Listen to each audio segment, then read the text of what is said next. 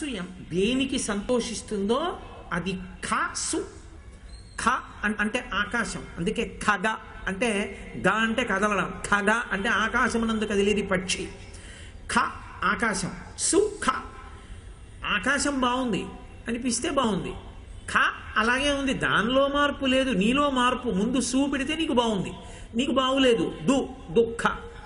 మొబ్బట్టింది, మంచి వాన పడిపోయేటట్టుంది, రాఘవేంద్రరావు గారి గుండె గుబేలు పట్టుంది. ఇంత కార్యక్రమం పెట్టుకున్నాను అలాగే. వ్యవసాయదారుడి మనసు సంతోషపడిపోతుంది, ఉక్కబోస్తున్నవాడు పొంగిపోతాడు, అమ్మయ్యా వాన పడేటట్టుందిరా అని. కాబట్టి ఒకడికి సుఖం ఒకడికి దుఃఖం, ఆకాశంలో దోషం లేదు, నీలో ఉంది అసలు ఆ కారణం అంతా. నీకు సు ఇంకోడికి ఇంకోడికి నీకు సు, అంతే. ఖ అలాగే ఉంది. సుఖం ఆచారాదేవ సుఖం అంటే అసలు భగవంతునితో పెనవేసుకుని ఉండి ఎప్పుడూ సంతోషంతో ఉండగలిగినటువంటి మనసు ఏర్పడుతుంది. కష్టం వచ్చింది, పోన్లేరా ఏ జన్మలో ఏ పాపం చేశానో ఈ కష్టం రూపంలో పోయింది అక్కడతో ఆ పాపం అంటాడు. ఏదో సుఖం వచ్చింది, నా గొప్పతనం ఏముందిరా, ఈశ్వరుడి కృప, మహానుభావుడు ఆయన ఇచ్చాడు నాకు ఈ సుఖాన్ని అంటాడు. తన కర్తృత్వం ఎప్పుడూ లేదు, ఎప్పుడూ సుఖంగా ఉంటాడు. ఇప్పుడు ఆయన అలా సుఖంగా ఉండడానికి కారణం భగవంతుడు చెప్పినట్టు కదులుతున్నాడు, ఆచారం చేస్తున్నాడు. కాబట్టి ఆచారాదేవ సుఖం, ఇది చివరికి ఏం చేస్తుంది, ఆచారాదేవ మోక్షం ప్రాప్నుయాత్. ఆచారమును పట్టుకుని పట్టుకుని పట్టుకుని చిట్ట చివరికి మోక్షానికి వెళ్ళిపోతాడు జ్ఞానము కలిగి. కాబట్టి ఆచార కాండకి వేదంలో అంత ప్రశస్తి ఉంది. భగవంతుడు చెప్పినట్టు కదులుట. ఒకరోజు మొట్టమొదట కదలిక అంటే ఎలా ఉండాలి అంటే తనంత తానుగా నీకు అలవాటై ఉండాలి. ఏది అలవాటై ఉండాలి అని అడిగారు. బ్రహ్మ ముహూర్తవు తిష్టేత్, అది మొట్టమొదటి సూత్రం వేదంలో. బ్రహ్మ ముహూర్తమునందు నువ్వు నిద్ర లేచి ఉండాలి. బ్రహ్మముహూర్తం అనగా ఏమి, ఒక మనుష్యుడు నిద్ర లేవవలసిన సమయాన్ని ఎలా లెక్కెట్టుకోవాలి అని అడిగారు. ప్రాతకాలమునందు నిద్రించి ఉండరాదు. ప్రాతకాలం అనగా ఏమి, ప్రాతకాలము ప్రదోషము అని రెండు మాటలు మనకి. ప్రాతకాలము అంటే సూర్యోదయం ఎన్ని గంటలకు అవుతోంది అందుకు లెక్క కడతాడు ఋషి. పంచాంగము అని ఉంటుంది, తిథి వార నక్షత్ర యోగ కరణ ఐదింటిని చెప్తుంది కాబట్టి 5 అంగములతో ఉంటుంది కాబట్టి పంచాంగం. వాళ్ళు ఋతువుని బట్టి నెలని చెప్పి సూర్యోదయము సూర్యాస్తమయము రాస్తాడు. సూర్యోదయం ఎన్నింటికి అవుతుందో చెప్తాడు. సూర్యోదయం ఎన్నింటికి అవుతుందని పంచాంగంలో చెప్పబడిందో అక్కడ నుంచి 88 నిమిషముల ముందు నిద్ర లేవాలి. దానికి ప్రాతకాలం అని పేరు. 88 నిమిషముల కన్నా ముందు నిద్రపోయిన వాడెవరో వాడు అరుణ దర్శనం చెయ్యలేదు అని గుర్తు. అరుణ దర్శనము అంటే ఏమిటంటే, ఓ కారు వెళ్ళిపోతోంది అనుకోండి, ముందు లోపల కూర్చున్నవాడు కనపడతాడా, డ్రైవర్ కనపడతాడా? డ్రైవర్ కనపడతాడు. అలాగే పరబ్రహ్మస్వరూపుడైనటువంటి సూర్యనారాయణ మూర్తి వస్తున్నప్పుడు మొదట ఆయన సారథి కనపడతాడు. ఆయన సారథికి అరుణుడు అని పేరు. అరుణోదయము అంటారు. ముందు సారథి కనపడతాడు, అదే ఎర్రటి కాంతి, బింబం ఎర్రగా వస్తుంది. మొట్టమొదట ఆ సారథి దర్శనం చెయ్యాలి. ఓ అరుణోదయం అయిపోతోంది, వచ్చేస్తున్నాడు మా తండ్రి, అదిగో ఎర్రగా ముందు రథసారథి వస్తున్నాడు అని దర్శనం చేస్తే వెనక బంగారు కాంతులతో కొద్ది క్షణాల్లో మారిపోతుంది. ఆదిత్య హృదయం చదివినంతసేపు పడుతుంది, పట్టి బంగారు కాంతుల్లోకి వస్తాడు. అప్పుడు పరమేశ్వరుడు జ్యోతిరూపుడై వస్తున్నాడు అని గుర్తు. నమ పూర్వాయ గిరయే పశ్చిమే గిరయే నమ, జ్యోతిర్గణానాం పతయే దినాధిపతయే నమ, జయాయ జయభద్రాయ హర్యశ్వాయ నమో నమ, నమ ఉగ్రాయ వీరాయ సారంగాయ నమో నమ, నమ పద్మప్రబోధాయ మార్తాండాయ నమో నమ, బ్రహ్మేశానాచ్యుతీశాయ సూర్యాయ ఆదిత్యవర్చసే అని రుద్రం ఎలా ఉభయతర నమస్కారాలు చేస్తుందో ఆదిత్య హృదయం ఉభయతర నమస్కారాలు చేస్తుంది. వచ్చేస్తున్నాడు ఆయన బ్రహ్మ విష్ణు శివాంశ సంభూతుడై వస్తున్నాడు పరమేశ్వరుడు. అందుకని 3 మూర్తులు కలిస్తే అసలు పరమేశ్వరుని యొక్క స్వరూపము కాంతి, అపారమైన కాంతి ముద్దయే ఈశ్వర స్వరూపం. దాన్ని మీరు తర్వాత ఏ పేరు పెట్టి పిలవండి, ఈశ్వరుడికి అభ్యంతరం లేదు. స బ్రహ్మ సశివ సహరి శ్రేంద శ్రోక్షర పరమస్వరాట్. మీరు ఏ పేరు పెట్టి పిలిచినా యథార్థమునకు ఆయన యొక్క స్వరూపము కాంతి ముద్ద. అందుకే తిక్కన గారు అంటాడు సూర్యనారాయణమూర్తి గురించి చెప్తూ, నీరజాకరములు నిష్ఠయై చేసిన భవ్యతపంబు ఫలమనంగా దినసముఖాకి నందిత చక్రయుగ్మకంబుల ఎనురాగంపు బ్రోవనంగా హరిహర బ్రహ్మ మహానుభావంబులొక్కటింగాగరగిన గట్టి ఎనగా అతుల వేదత్రయ లతికాచయము పెనుబొందన్ పుట్టెడు మూల కందమనగా అఖిల జగముల కందెర ఎగుచు జన సమాజ కరపుట హృదయ సరోజములకు ముకుళనంబును జృంభణంబును నర్చి భానుబింబంబు పూర్వాద్రిపై వెలింగే అంటాడు. ఆ సూర్యబింబం వస్తూ ఉంటే బ్రహ్మ విష్ణువు శివుడు ముగ్గురు కలిసినటువంటి తేజస్సుతో కూడిన ముద్ద. అది తామర మొగ్గలుట ఇలా రెండు చేతులు ఎత్తినట్టుగా ముకిళించుకొని రాత్రల్లా తపస్సు చేస్తే వాటి తపస్సుకి మిచ్చి వచ్చాడా అన్నట్టు వస్తాట. నీరజాకరములు నిష్ఠయై చేసిన భవ్యతపంబు ఫలమనంగా దినసముఖాకి నందిత చక్రయుగ్మకంబులయనురాగంపు బ్రోవనంగా. ఆ చక్రవాక పక్షులకి చీకటి పడితే కళ్ళు కనపడదు. వాటికి విపరీతమైనటువంటి ప్రేమ దంపతులకి. అవి ఆడపక్షి మగపక్షి తప్పిపోతాయి, రాత్రి కనపడవు, అరుస్తూ ఉంటాయి ఓ ఒకదాంతో ఒకటి కలవాలని. వాటికి సూర్యోదయం అవుతుండగా అరుణోదయం అవగానే కనపడుతుంది భార్య భర్త. ఒకళ్ళకొకళ్ళు సంతోషపడిపోయి దగ్గరగా కూర్చుని ఒకళ్ళ ముక్కుతో ఒకళ్ళు ఉరుసుకుంటూ సంతోషపడిపోతారట.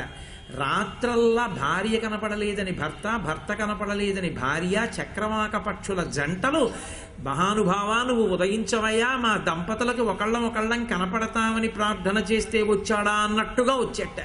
చక్రయుగ్మకంబులయనురాగంపు బ్రోవనంగా హరిహర బ్రహ్మ మహానుభావంబులొక్కటింకాగ గరగిన గట్టి అనగా బ్రహ్మగారిని విష్ణువుని పరమశివుణ్ణి కలిపి ఒక ముద్ద చేసేస్తే ఆ ముద్ద ఒక తేజపుంజమైతే అదే సూర్యనారాయణమూర్తి.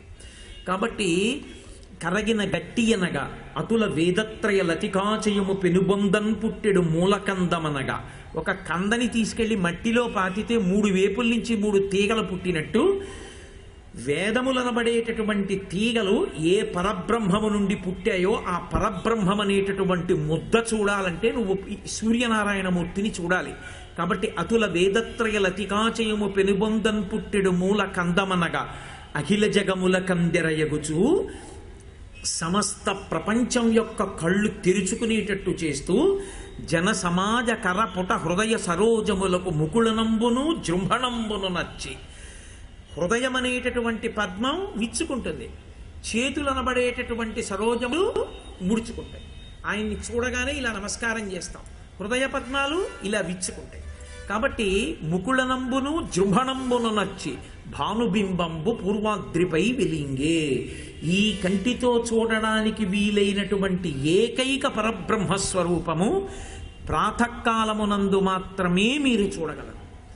అలా చూడడానికి వీలైన రీతిలో ఆయన వస్తూ ఉండగా పరబ్రహ్మమే వస్తున్నా కూడా ధిక్కరించి నిద్రపోయిన వాడెవరో వాడు కృతఘ్నుడు. వాడు అందుకని కృతఘ్నఘ్నాయ దేవాయ జ్యోతిషాం పతయే నమః.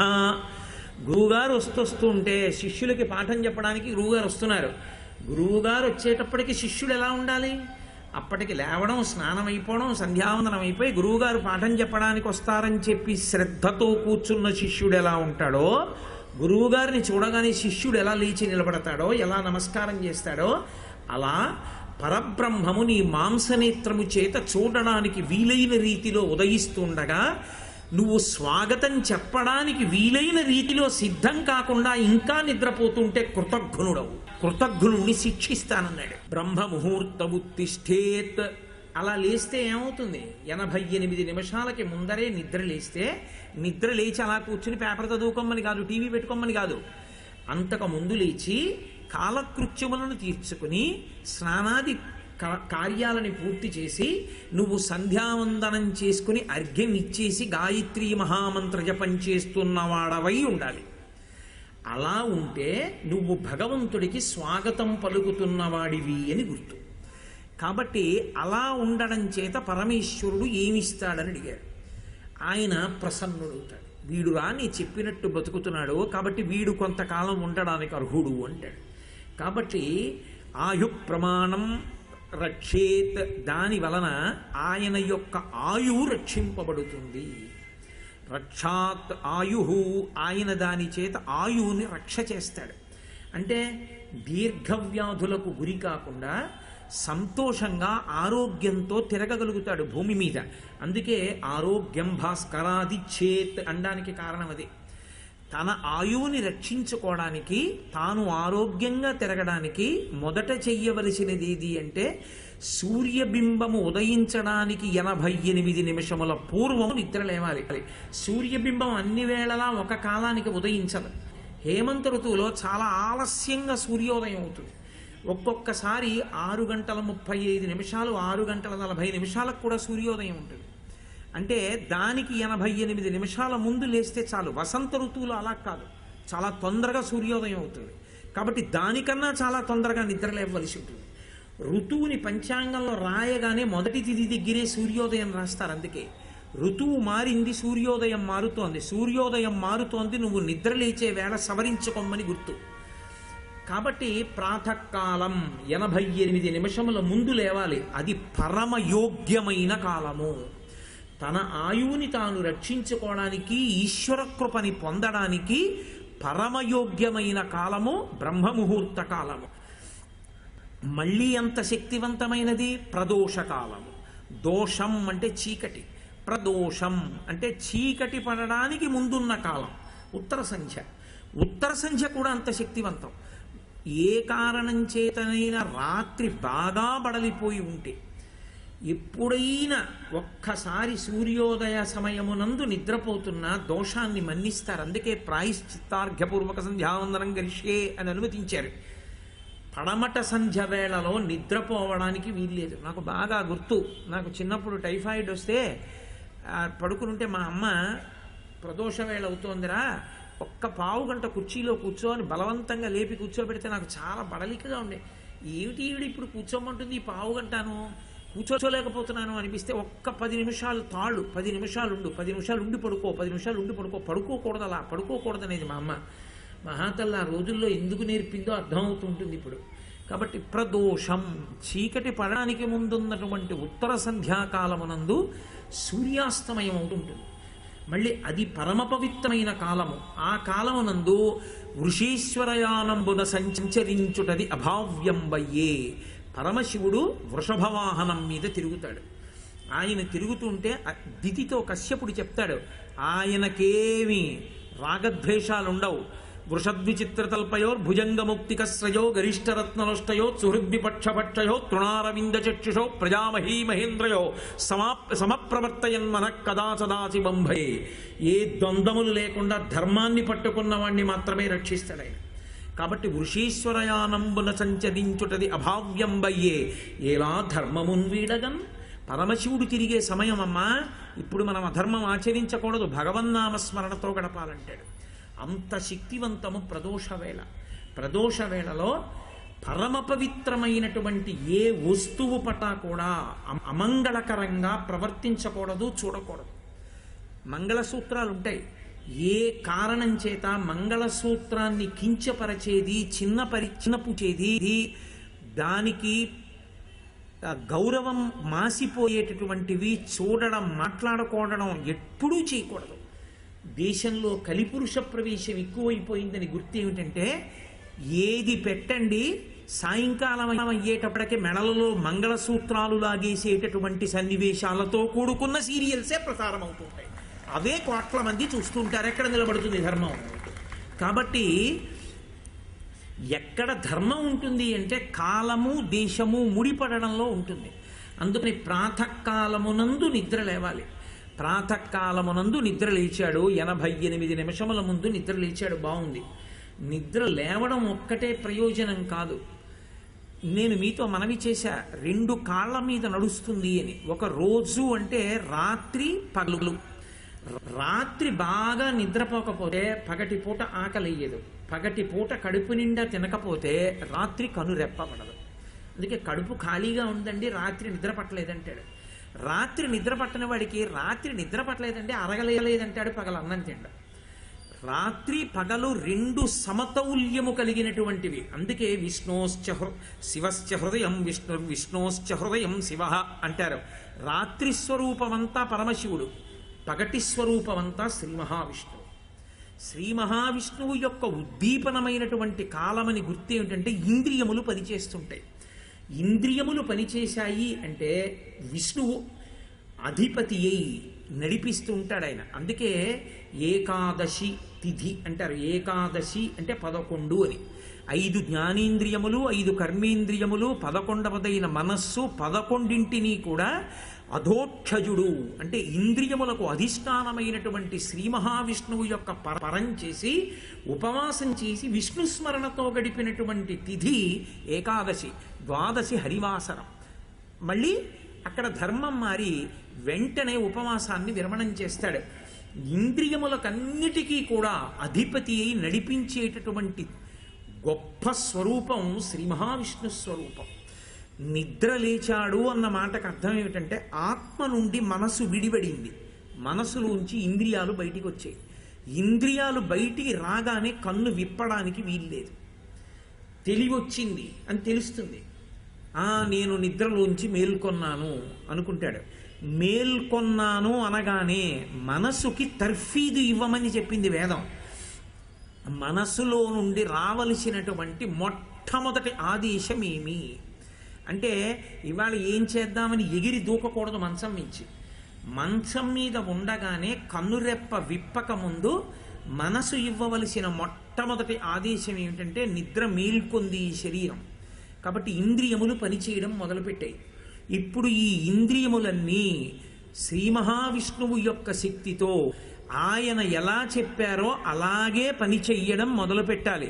అందుకని నిద్ర లేవగానే ఎవరు ఏ స్వరూపానికి భక్తులు కానివ్వండి, నేను గొప్ప శివభక్తుడే కానివ్వండి, భేదం పాటించడానికి వీల్లేదు. నేను నిద్ర లేవక ముందే ప్రకటనంగా నా నోటి వెంట రావలసిన మాట 3 మాటలు శ్రీహరి శ్రీహరి శ్రీహరి అంటూ లేవాలి. శ్రీలక్ష్మి, శ్రీ శాక్తేయ ప్రణవం, శ్రీ సూక్తం అంటారు. శ్రీ అంటే పరదేవత అమ్మవారు. శ్రీ అన్న దాంట్లో శకార రకార ఈకారములు ఉంటాయి. సూక్తం అంటే సుఉక్తం, బాగుగా చెప్పబడినది. అమ్మవారి గురించి ఇంకా ఇంతకన్నా నువ్వు చెప్పడం కుదరదు. ఋషి చెప్పేశాడు చాలా బాగా, ఇది చెప్పుకో చాలు. అది శ్రీ సూక్తం. ఆ శ్రీ అమ్మవారు, ఆ శ్రీతో కూడిన హరి. మేము పాపముల వేపుకి వెళ్లకుండా పాపబుద్ధులను హరించి తాను చెప్పినట్లు మేము నడిచేటట్టుగా చెయ్యగలిగిన వాడై మమ్ము రక్షించుగాక, మా ఇంద్రియములు ఆయన చెప్పినట్టు నడుచుగాక అన్న కోరికతో 3 మాటలు మొట్టమొదట కంఠం వెంట రావలసినటువంటి మాట శ్రీహరి శ్రీహరి శ్రీహరి అనాలి.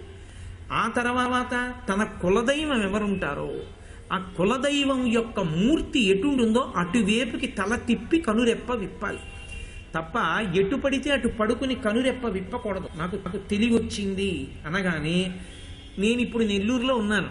నెల్లూరులో నా ఇంట్లో అయితే కులదైవం ఉంటుంది, ఇక్కడ అలా ఉండే అవకాశం ఉంటుంది, ఉండకపోతుంది. అప్పుడు నేను తెలివి వచ్చింది, ఎక్కడ ఉన్నాను? నెల్లూరులో ఉన్నాను. నెల్లూరు నా గదిలో ఉంటుంది, ఉండకపోతుంది. వెంటనే నేను నా ఇంట్లో పడక మీద పడుకుని ఉంటే తల ఎటు తిప్పితే నాకు నా కులదైవం కనపడతారో మానసికంగా అటు తల తిప్పాలి. ముందు మనోనేత్రంతో దాన్ని చూడాలి. ఇప్పుడు నీకు ఎదురుగుండా అలా ఉండదేమో అని అనుమానం ఉంటే నీ చేతి వంక నువ్వు చూసుకోవాలి, అరిచేతిని చూడాలి. అరిచేతిని చూస్తూ కళ్ళు విప్పాలి. నీ ఇంట అయితే నీ కులదైవం ఎదురుగుండా ఉండాలి, ఏదో పక్కకి ఉండి నీ తల ఇటు తిప్పి చూడడానికి అవకాశం ఉండాలి. అది దక్షిణ దిక్కు కాకూడదు, కాకుండా తిప్పి చూడాలి. నోటి వెంట 3 మాటలు శ్రీహరి శ్రీహరి శ్రీహరి అన్న నామం రావాలి. ఇప్పుడు నిద్ర లేచావు, ఒక్క నిమిషం మంచం మీద కూర్చోవాలి. ఒక్క క్షణం కూర్చుని ముందు జాగ్రత్తగా కుడికాలు తీసి కుడి పాదాన్ని భూమి మీద ఉంచుతూ మనసులో స్మరణ చెయ్యాలి. ఆమె ఎవరు? భూదేవి నా తండ్రి అయినటువంటి శ్రీ మహావిష్ణువు యొక్క ఇల్లాలు. ఆ కారణం చేత మా అమ్మ, నేను చిన్నతనంలో పుడుతూనే మా అమ్మ ఒళ్ళో పడుకుని నా కాలెత్తి మా అమ్మ గుండెల మీద నేను ఆవిడ పాలు తాగుతూ మా అమ్మ నేను ఆవిడ గుండెల మీద తన్నినా కూడా నా అరికాలు ముద్దు పెట్టుకుని పాలిచ్చి పెంచి పెద్ద చేసింది. అప్పుడు అమ్మ గుండెల మీద తన్నాను. ఇప్పుడు అమ్మ గౌరవం తెలిసి అమ్మకి నమస్కరించగలనేమో కానీ ఈ జన్మలో తల్లి కాదు, ఎన్ని జన్మలకి తల్లి అయినటువంటి వసుంధర ఆ భూదేవి మీద కాలు పెట్టి నడవకుండా నా బ్రతుకు వెళ్ళదు. చిన్నప్పుడు తన్నకుండా నా బతుకెళ్ళలేదు, ఇప్పుడు కాలు పెట్టకుండా నా బతుకెళ్ళదు. నడవాలంటే ఆవిడ మీదే నడవాలి, కూర్చోవాలంటే ఆవిడ మీద కూర్చోవాలి, మలమూత్రాలు విసర్జించాలంటే ఆవిడ మీద విసర్జించాలి, చిట్ట చివరికి ఇల్లు కట్టుకోవాలంటే ఆవిడ గుండెల మీద గొయ్యి పెట్టాలి, నా కడుపుకి అన్నం కావాలంటే నాగేటి చాలుతో ఆవిడ గుండెల మీద రాపాడించాలి. నేను ఇన్ని ఇబ్బందులు పెడితే ఆవిడ చిరునవ్వు నవ్వుతూ నాకు అన్నం పెట్టి పోషిస్తోంది. బ్రతికున్నంత కాలం మావాడు మావాడు మావాడని కౌగిలించుకున్న వాళ్ళు శరీరం విడిచిపెట్టేసిన తర్వాత ఎవ్వరూ ఉంచుకోకపోతే ఆవిడ ఒక్కతే తన కడుపులో పెట్టుకుంటుంది.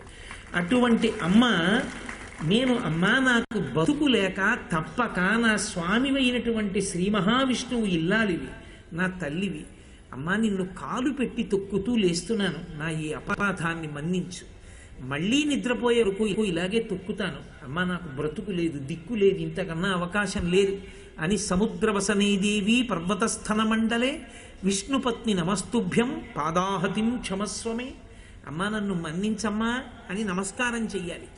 చేసి కుడి కాలు పెట్టాలి, తర్వాత రెండో కాలు పెట్టి భూమి మీద నిలబడి ఇలా తూర్పు దిక్కుకి తిరగగానే గురువుగారు వచ్చి ఎదురుగుండా నించున్నారన్న భావన పొందాలి.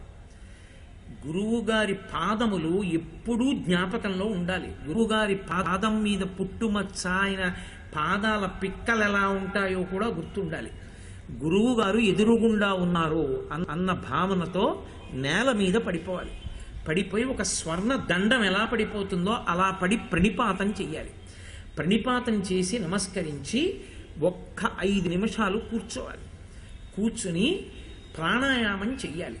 ప్రాణాయామం చేసి 3 మార్లు ప్రాణాయామం చేస్తే మనసు వశం అవుతుంది. వశమైనటువంటి మనస్సుని ఆధారం చేసుకుని ఒక్క 5 నిమిషాలు ధ్యానం చెయ్యాలి. అలాగే కూర్చుని 5 నిమిషాలు చేయండి, 1 నిమిషం చెయ్యండి, ధ్యానం చెయ్యాలి. దేన్ని ధ్యానం చెయ్యాలని అడిగారు. శంకరాచార్యుల వారు ఈ జాతికి మహోపకారం చేశారు. ఎన్ని ప్రాతస్మరామి స్తోత్రాలు ఇచ్చారో ఆయన, నీ ఇష్టం, నువ్వు విష్ణు స్వరూపాన్ని భజన చేస్తూ నిద్ర లేచావు కాబట్టి జాగ్రత్త, ఒక్కసారి విష్ణు దర్శనం చెయ్యాలని నువ్వు అనుకున్నావా, భీష్మస్తుతిలో ఒక్క పద్యం నీకు జ్ఞాపకానికి వస్తే చాలు. భీష్మాచార్యుల వారు శ్రీకృష్ణ భగవానుడిని స్తోత్రం చేస్తూ అంటారు, ఆయన ఒళ్ళంతా కూడా నీలమేఘ కాంతితో ఉంటుంది. తను ఉద్దీపింప ప్రాభాత నీరజ బంధు ప్రభమైన చేలము పైన్ రంజిల్ల నీలాలక వ్రజ సంయుక్త ముఖారవిందమతి సేవ్యం వై విజృంభింప మా విజయం చేరుడు వన్యకాడు మది నావేశించు నెల్లప్పుడు అంటారు. కాబట్టి ఆ నీలమైన కాంతితో మెరిసిపోతున్నటువంటి ఆ కృష్ణ భగవానుడు ఆయన కుడికాలు కింద పెట్టి ఆ ఎడంకాలు బాగా భూమి మీద మోపి కుడికాలు విలాసంగా ఇలా ఎడం పాదం పక్క నుంచి పెట్టి కొంచెం పైకెత్తి పెట్టి ఇలా వేళ్ళు మీద నిలబెడితే అరికాలు కనపడేటట్టు వెనకాతల ఉన్నటువంటి ఆ అరికాలు వెనక భాగం ఆ ముద్దలా కనపడుతుంటే ఎర్రగా అరికాలు, నల్లగా ఆయన యొక్క పాదం నీలిమేఘ కాంతితో, అక్కడే ఒక చిన్న ఆవుదూడ, దాని గంగడోలు, అది తన ముట్టితో అక్కడున్న గడ్డి పరకలు తింటున్నట్టు, ఆయన యొక్క మోకాళ్ళు, పట్టుపంచ, ఆయన నడుం త్రిభంగిగా ఆయన ఎడంకాలు మీద నించుని కుడికాలు విలాసంగా వేసి కొద్దిగా ఇలా వంగి ఉండడంలో నడుం కొద్దిగా వంగి త్రిభంగిగా ఉండి ఆయన వక్షస్థలం, ఆయన మెడలో వేసుకున్నటువంటి మందారమాల,